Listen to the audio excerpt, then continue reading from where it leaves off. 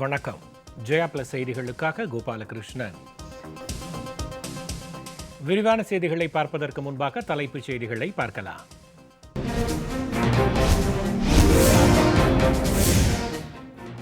முல்லை பெரியாறு அணை தொடர்பான வழக்கிலிருந்து தலைமை நீதிபதி விலகல். வழக்கில் சகோதரர் ஆஜராவதால் எஸ்.ஏ. போப்டே முடிவு.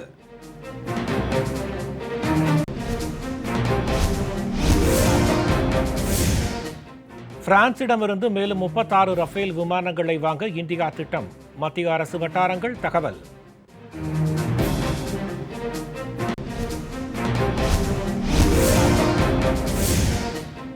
கொரோனா பரவல் காரணமாக நீட் தேர்வை 3 வாரங்களுக்கு ஒத்திவைக்க கோரிய மனுக்களை நிராகரித்தது உச்சநீதிமன்றம். திட்டமிட்டபடி வரும் 13ஆம் தேதி நாடு முழுவதும் தேர்வு.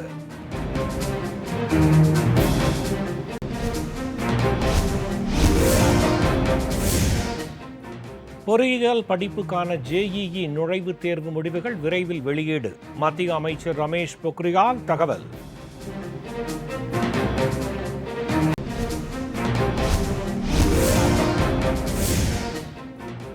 கமாண்டோ பாதுகாப்புடன் மும்பை வருகிறார் நடிகை கங்கனா ரணாவத். அசம்பாவிதங்களை தவிர்க்க விமான நிலைய பகுதியில் போலீசார் குவிப்பு.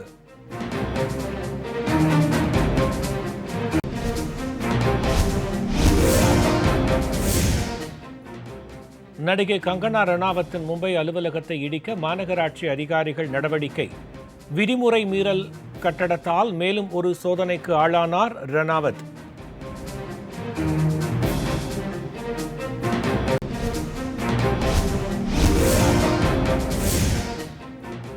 இந்திய நடிகர் சுஷாந்த் மரண வழக்கில் குற்றம் சாட்டப்பட்டுள்ள நடிகை ரியா மும்பை சிறையில் அடைப்பு.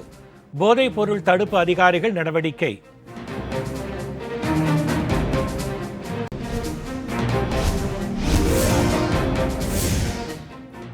நீட் தேர்வு மன உளைச்சலால் 19 வயது மாணவர் கிணற்றில் குதித்து தற்கொலை. அரியலூர் அருகே அரங்கேறிய சோக சம்பவம்.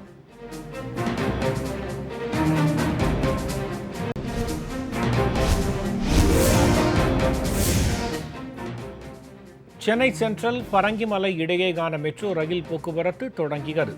நீண்ட இடைவெளிக்கு பிறகு பயணிகள் உற்சாக பயணம்.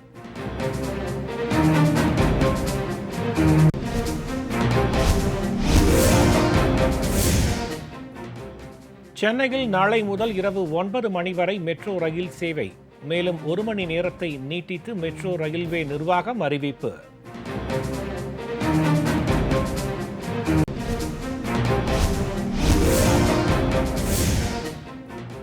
நடிகர் எஸ்.வி. சேகரின் வருத்தத்தை ஏற்பதாக காவல்துறை அறிவிப்பு. கைது செய்வதற்கான தடையும் நீட்டிப்பு.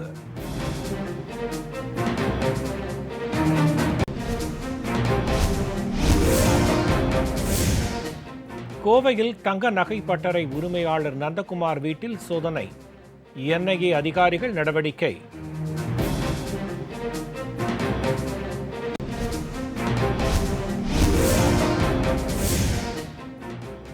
அரசு பள்ளிகளில் 10 ஆண்டுகளாக பணியாற்றி வரும் பகுதி நேர ஆசிரியர்களை பணி நிரந்தரம் செய்ய வேண்டும்.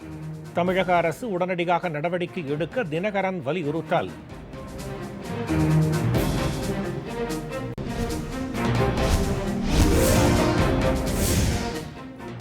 தமிழகத்தில் ஆன்லைன் வகுப்புகளுக்கு தடையில்லை.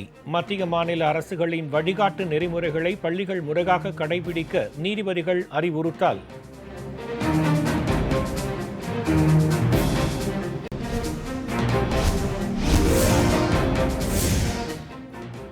தமிழகத்தில் வரும் 21ஆம் தேதி முதல் 5 நாட்களுக்கு ஆன்லைன் வகுப்புகள் நிறுத்தம். பள்ளிக் கல்வித்துறை அறிவிப்பு.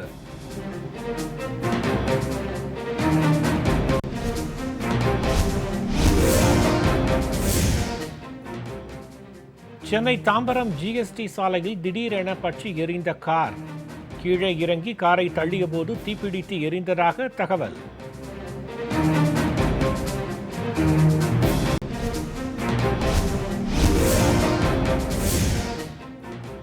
பழனி மலைக்கோயிலில் மீண்டும் தொடங்கியது அன்னதானம். நாள் ஒன்றிற்கு 1000 பக்தர்களுக்கு உணவு பொட்டலங்களாக வழங்க ஏற்பாடு.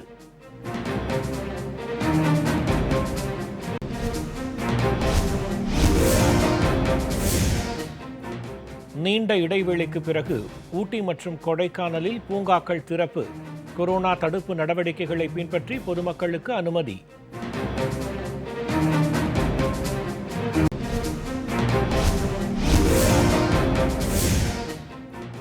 ராமநாதபுரத்தில் பரபரப்பை ஏற்படுத்திய 300 கோடி ரூபாய் நிதி நிறுவன மோசடி வழக்கு பொருளாதார குற்றப்பிரிவுக்கு மாற்றி காவல்துறை டிஜிபி உத்தரவு.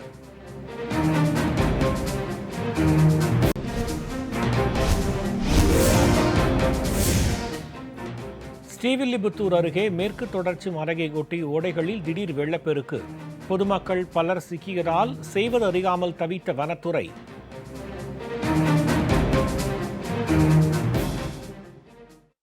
இனி விரிவான செய்திகள். கொரோனா நெருக்கடிக்கு மத்தியில் வரும் 13ஆம் தேதி நடைபெறவுள்ள நீட் தேர்வை ஒத்திவைக்க கோரி உச்சநீதிமன்றத்தில் தாக்கல் செய்யப்பட்ட மனுக்கள் இன்று தள்ளுபடி செய்யப்பட்டன.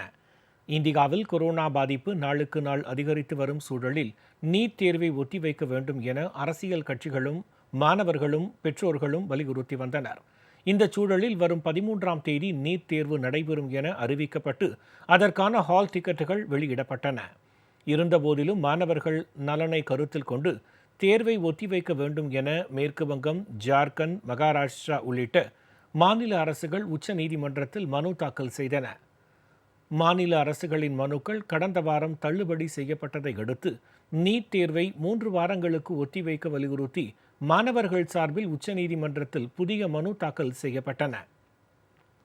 இந்த மனுக்களும் இன்று தள்ளுபடி செய்யப்பட்டன. மனுக்களை தள்ளுபடி செய்த நீதிபதி திரு அசோக் பூஷன் தலைமையிலான உச்சநீதிமன்ற அமர்வு நீட் தேர்வு திட்டமிட்டபடி வரும் 13ஆம் தேதி நடைபெறும் என அறிவித்தது.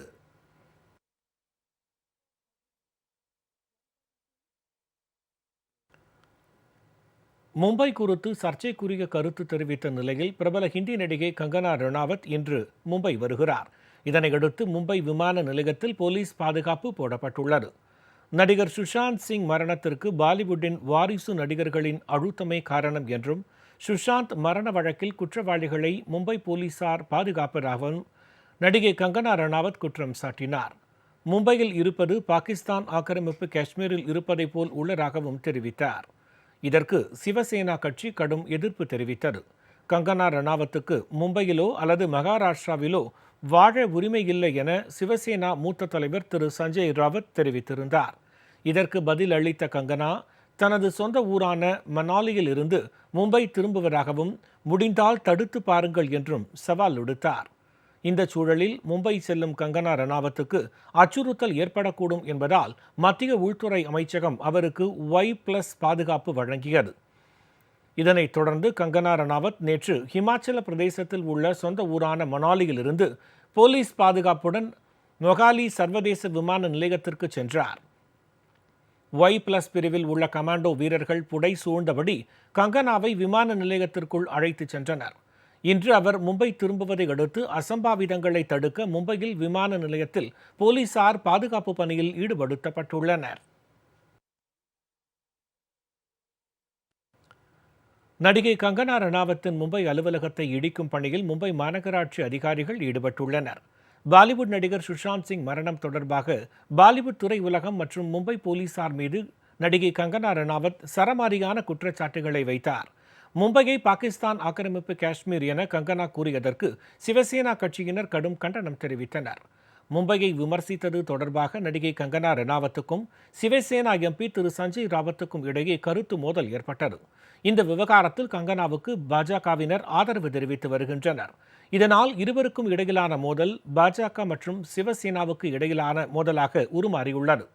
மும்பையில் உள்ள கங்கனாவின் மணிகர்ணிகா பிலிம்ஸ் அலுவலகம் சட்டவிரோதமாக கட்டப்பட்டதாக கூறி மாநகராட்சி அதிகாரிகள் நோட்டீஸ் ஒட்டினர்.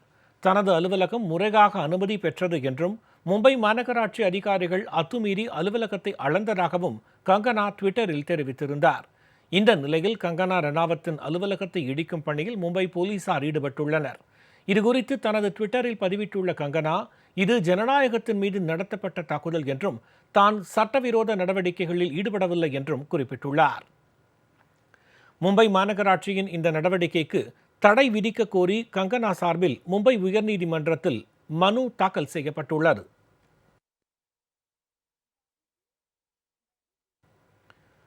நடிகர் சுஷாந்த் மரண வழக்கில் குற்றம் சாட்டப்பட்டுள்ள நடிகை ரியா போதைப்பொருள் கடத்தல் வழக்கில் கைது செய்யப்பட்டு இன்று மும்பை பைகுல்லா சிறையில் அடைக்கப்பட்டார்.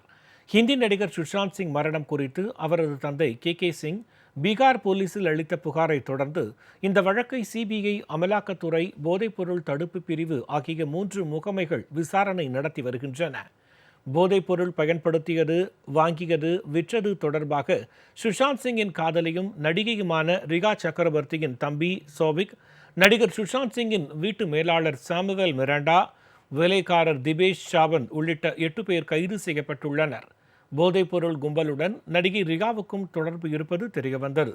இது தொடர்பாக நடிகை ரியாவிடம் 3 நாட்களாக போதைப்பொருள் தடுப்பு பிரிவினர் விசாரணை நடத்தினர். இந்நிலையில் நடிகை ரியா சக்கரவர்த்தி போதைப்பொருள் கட்டுப்பாட்டு வாரிய அதிகாரிகளால் மும்பையில் நேற்று கைது செய்யப்பட்டு உள்ளூர் நீதிமன்றத்தில் ஆஜர்படுத்தப்பட்டார். விசாரணையின் போது நடிகை ரியா அளித்த ஜாமீன் மனுவை தள்ளுபடி செய்த நீதிமன்றம் அவரை 14 நாட்கள் நீதிமன்ற காவலில் வைக்க உத்தரவிட்டது.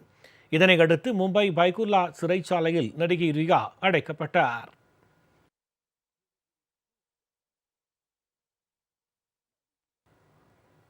நீட் தேர்வு வரும் 13ஆம் தேதி திட்டமிட்டபடி நடைபெறவுள்ள நிலையில் அரியலூர் மாவட்டம் செந்துறை அருகே நீட் தேர்வால் மன உளைச்சலுக்கு ஆளான 19 வயது மாணவர் கிணற்றில் குதித்து தற்கொலை செய்து கொண்ட சம்பவம் பெரும் பரபரப்பை ஏற்படுத்தியுள்ளது.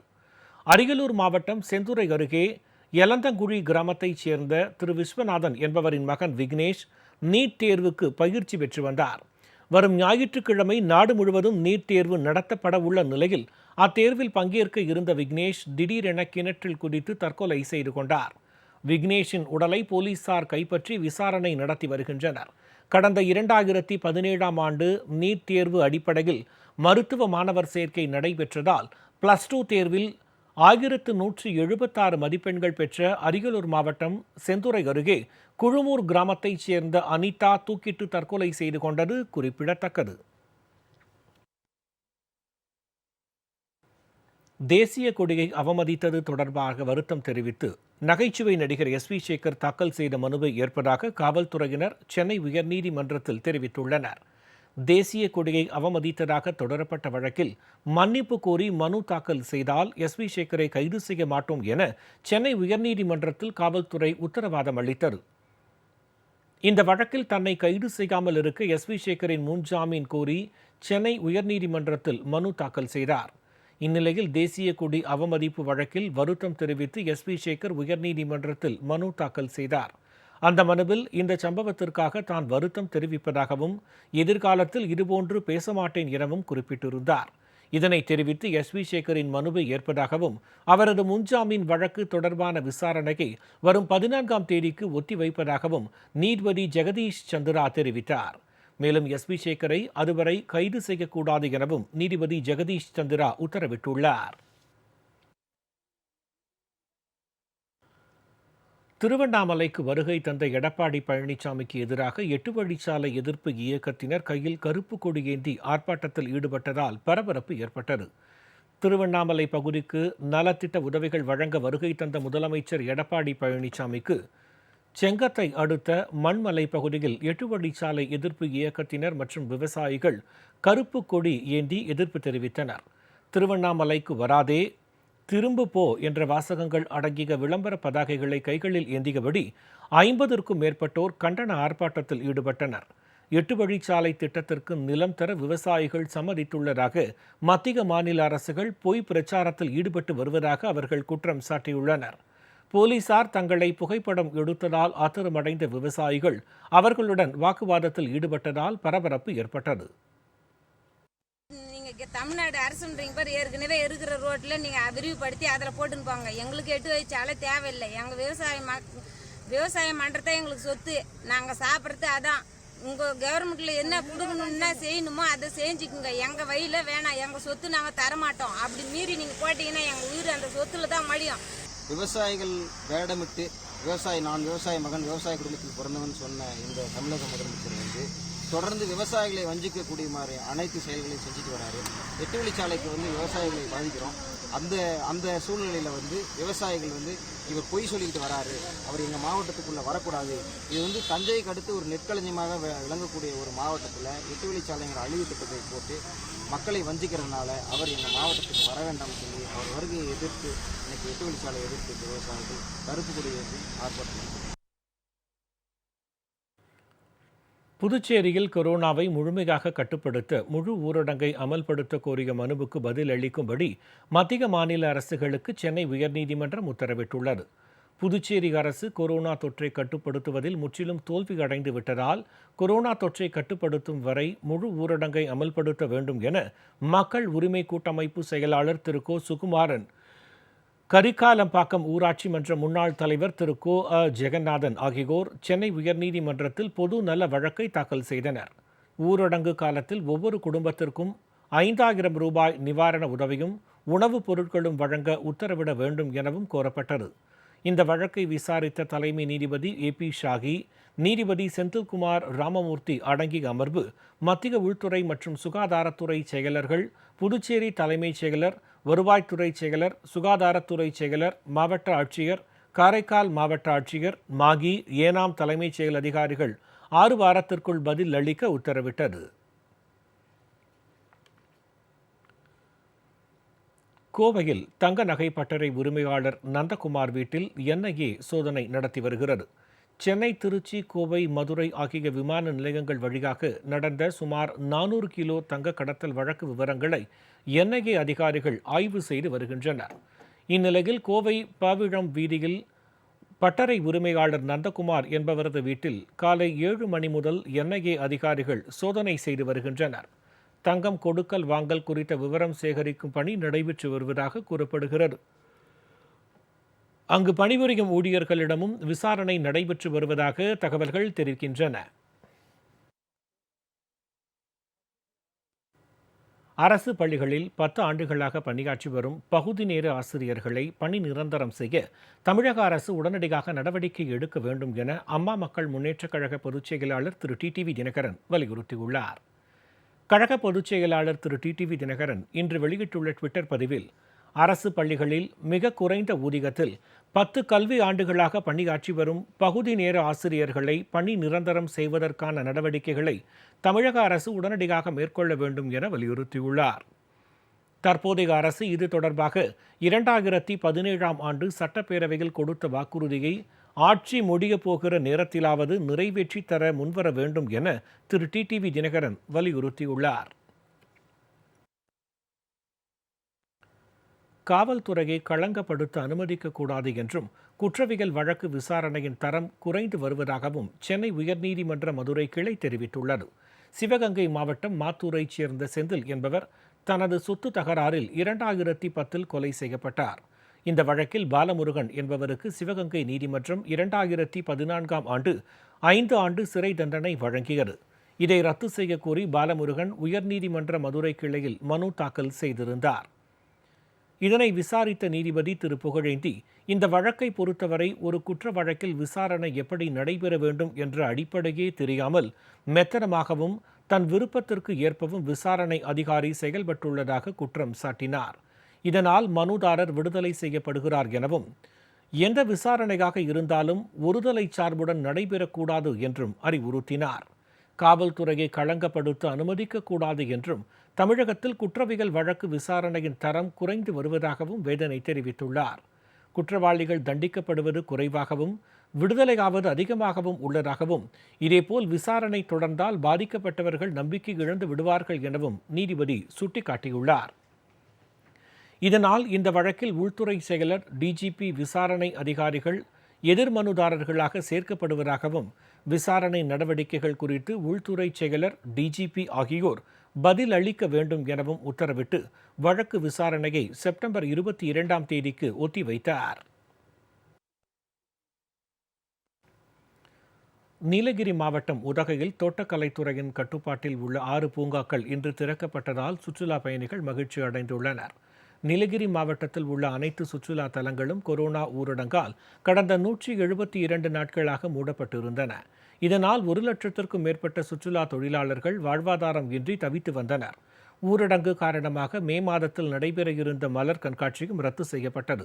இந்த நிலையில் சுற்றுலாவை நம்பியுள்ள மக்களின் வாழ்வாதாரத்தை கருத்தில் கொண்டு தோட்டக்கலைத்துறையின் கட்டுப்பாட்டில் உள்ள உதகை அரசு தாவரவியல் பூங்கா, உதகை ரோஜா பூங்கா, குன்னூர் சிம்ஸ் பூங்கா, கட்டேரி பூங்கா, உதகை மரவியல் பூங்கா மற்றும் தொட்டபெட்டா தேயிலை பூங்கா என 6 பூங்காக்கள் இன்று திறக்கப்பட்டன. தாவரவியல் பூங்காவிற்கு வரும் பெரியவர்களுக்கு 40 ரூபாய், சிறியவர்களுக்கு 20 ரூபாய் என நுழைவு கட்டணம் நிர்ணயிக்கப்பட்டுள்ளது. கிருமி நாசினியால் கைகளை சுத்தம் செய்வது, சமூக இடைவெளியை கடைபிடிப்பது, உடல் வெப்பநிலை பரிசோதனை உள்ளிட்ட பாதுகாப்பு நடைமுறைகளுடன் சுற்றுலா பயணிகள் அனுமதிக்கப்பட்டு வருகின்றனர். முதல் நாளான இன்று குறைந்தபட்ச எண்ணிக்கையிலான சுற்றுலா பயணிகள் மட்டுமே வருகை புரிந்துள்ளனர். நாங்கள் இ-பாஸ் வாங்கிட்டு தான் வந்துட்ருக்கோம். லைக் ஊட்டி கார்டன் பார்க்க வந்தோம். இங்கே வரும்போதே ஃபஸ்ட்டு டைம் வரும்போதே லைக் COVID-19 இந்த டெம்பரேச்சர் செக் பண்ணிவிட்டு உள்ளே விடுறாங்க. ஹேண்ட் சானிடைசர்ஸ் யூஸ் பண்ண சொல்லியிருக்காங்க. மாஸ்க் கம்பல்சரி வேர் பண்ணணும் சொன்னாங்க. டிஸ்டன்ஸ் மெயின்டைன் பண்ணணும்னு இன்ஸ்ட்ரக்ஷன் எல்லாம் வெல்ஃபேராக சொல்லியிருக்காங்க. இங்கே கிளைமேட் நல்லா இருக்குது.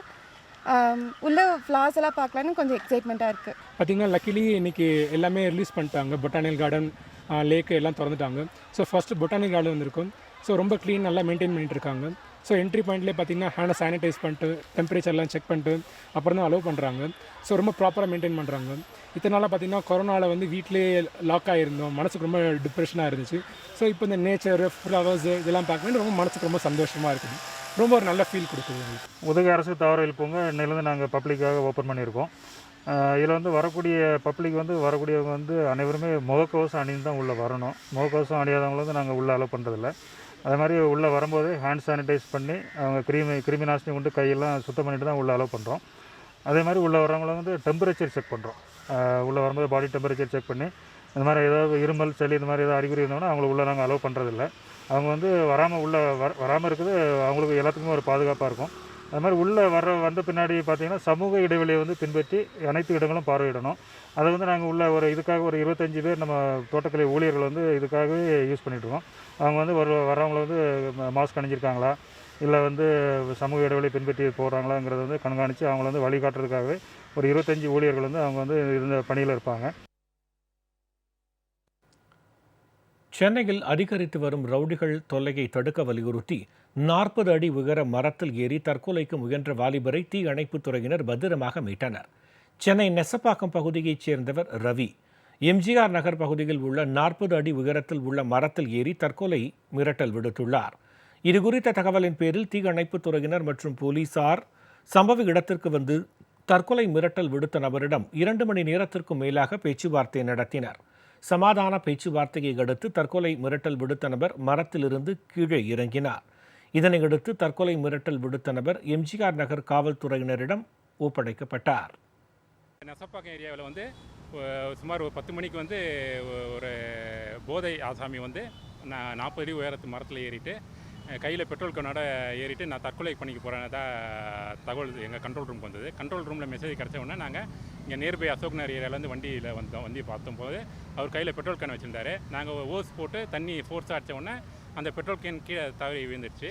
விழுந்த உடனே சரி ரெஸ்கியூ பண்ணலான்னு லேடரை போட்டால் உடனே அவர் மேலே ஏற ஆரம்பிச்சிட்டாரு மேற்கொண்டு. உடனே அந்த லேடர் பத்தாதனால நாங்கள் சேதாப்பட்டில் இருக்க பிராண்டோ ஸ்கேல் ஊர்தி அதை வர வச்சு அவராண்ட ஒரு அரை மணி நேரத்துக்கு மேலே சமாதானமாக பேசி அவரை பிராண்டோ ஸ்கேல் மூலமாகவே ரெஸ்கியூ பண்ணிட்டோம். அவரோட பேர் வந்து ரவி, ஏஜ் வந்து 38. ரெஸ்கியூ பண்ணி அவர் வந்து லோக்கல் போலீஸ் கிட்ட ஹேண்ட் ஓவர் பண்ணிட்டோம். இனிவரும் செய்திகளை வேகச் செய்திகளாக காணலாம். பொறியியல் படிப்புக்கான JEE நுழைவுத் தேர்வு முடிவுகள் விரைவில் வெளியிடப்படும் என மத்திய அமைச்சர் திரு ரமேஷ் பொக்ரியால் தெரிவித்துள்ளார். கொரோனா பரவலுக்கு இடையே JEE முதன்மை தேர்வுகள் கடந்த 1ஆம் தேதி தொடங்கி 6ஆம் தேதி வரை நடைபெற்றன. இந்நிலையில் JEE தேர்வில் பங்கேற்ற மாணவர்கள் மற்றும் அவர்களது பெற்றோருக்கு நன்றி தெரிவித்துக் கொள்வதாக மத்திய அமைச்சர் திரு ரமேஷ் பொக்ரியால் தனது ட்விட்டர் பதிவில் தெரிவித்துள்ளார். JEE நுழைவு முடிவுகள் விரைவில் வெளியிட நடவடிக்கை மேற்கொண்டிருப்பதாகவும் குறிப்பிட்டுள்ளார்.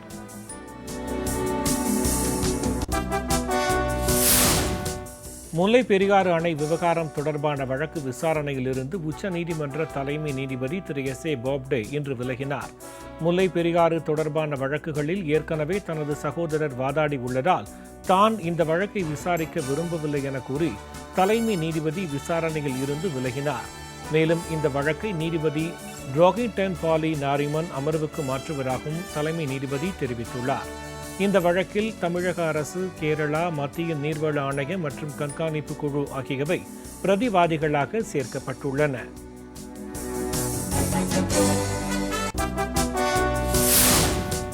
திண்டுக்கல் மாவட்டம் பழனி முருகன் கோவிலில் அன்னதான திட்டம் மீண்டும் தொடங்கப்பட்டுள்ளது. 4ஆம் கட்ட ஊரடங்கு தளர்வாக வழிபாட்டு தலங்கள் திறக்கப்பட்டுள்ள நிலையில் கடந்த 1ஆம் தேதி முதல் பழனி முருகன் கோவிலில் பக்தர்கள் சுவாமி தரிசனம் செய்ய அனுமதிக்கப்படுகின்றனர். இந்நிலையில் பக்தர்களுக்கான அன்னதான திட்டம் மீண்டும் தொடங்கப்பட்டுள்ளது. பொட்டலங்களாக கட்டி வழங்க கோவில் நிர்வாகம் ஏற்பாடு செய்துள்ளது. சுவாமி தரிசனம் செய்பவர்கள் சமூக இடைவெளியை பின்பற்றி வரிசையில் காத்திருந்து உணவு பொட்டலங்களை வாங்கி செல்கின்றனர்.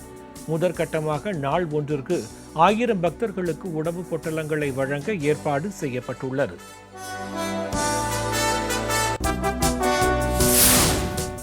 சென்னை தாம்பரம் ஜிஎஸ்டி சாலையில் சென்று கொண்டிருந்த கார் திடீரென தீப்பற்றி எரிந்ததால் பரபரப்பு ஏற்பட்டது. சந்திரன், மோகன் உள்ளிட்ட 4 பேர் பெருங்களத்தூரில் இருந்து தாம்பரம் கோட்டாட்சியர் அலுவலகத்திற்கு காரில் சென்றுள்ளனர். வள்ளுவர் குருகுலம் பள்ளி அருகே சென்றபோது கார் திடீரென தீப்பற்றி எரிந்தது. தகவல் அறிந்து 2 தீ அணைப்பு வாகனங்களில் சென்ற தீ அணைப்பு வீரர்கள் காரில் பரவிய தீயை அணைத்தனர்.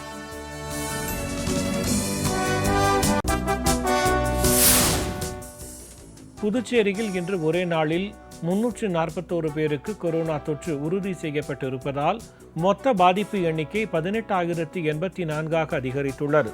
கொரோனா பாதிப்புடன் சிகிச்சை பெற்று வந்தவர்களில் 10 பேர் உயிரிழந்ததால் இதுவரை உயிரிழந்தோர் எண்ணிக்கை 341 அதிகரித்துள்ளது. 18,967 பேர் குணமடைந்து வீடு திரும்பியுள்ளனர்.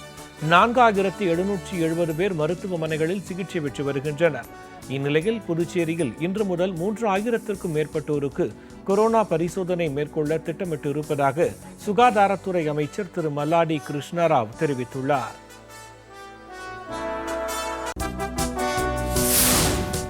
செங்கல்பட்டு வடக்கு மாவட்ட அமமுக பிரதிநிதி MS ரவிச்சந்திரன் திருவுருவப் படத்திற்கு கழக நிர்வாகிகள் மலர் தூவி மரியாதை செலுத்தினர்.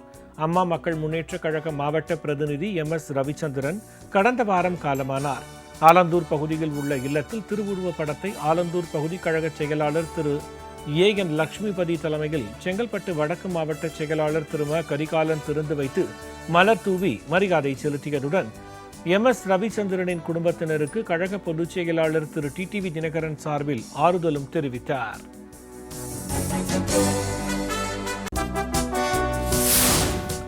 கன்னியாகுமரி மாவட்டம் நாகர்கோவில் உட்பட பல பகுதிகளில் மழை பெய்தது. நாகர்கோவில், இரச்சகுளம், புத்தேரி, தோவாளை உள்ளிட்ட இடங்களில் மழை பெய்துள்ளது.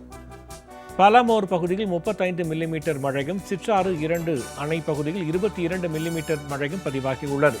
பேச்சிப்பாறை மற்றும் பெருஞ்சாணி அணைகளுக்கு நீர்வரத்து அதிகரித்து வருவதால் 77 அடி கொள்ளளவு கொண்ட பெருஞ்சாணி அணையில் தற்போது சுமார் 62 அடி நீரும், 48 அடி கொள்ளளவு கொண்ட பேச்சிப்பாறை அணையில் 30 அடி தண்ணீரும் உள்ளது. தமிழகத்திற்கும் மேற்பட்ட நிலங்களில் பயிரிடப்பட்ட நெல் வயல்கள் மழையால் சேதமடைந்துள்ளதால் விவசாயிகள் கவலையடைந்துள்ளனர்.